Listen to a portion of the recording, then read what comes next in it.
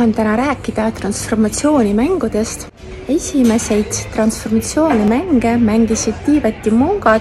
Mungad arendasid ennast ja koos oma õpetajatega muutsid oma iseloomu, oma mõttemaailma.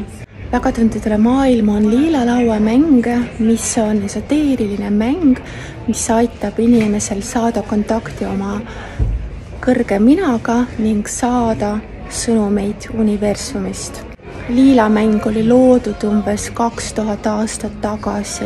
Esimene teadaolev transformatsioonimäng nimega Transformatsioon oli loodud 1978. aastal Šotimaal. 1986. aastal loodud maafiakaardimäng, millest võib-olla sa oled kindlasti kuulnud või isegi mänginud. See on juba selline psühholoogiline mäng.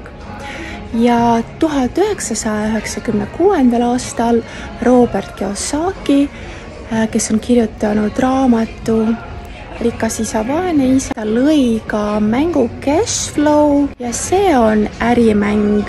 Mäng õpetab, kuidas investeerida, kuidas muuta oma finantskäitumist, mõtlemist.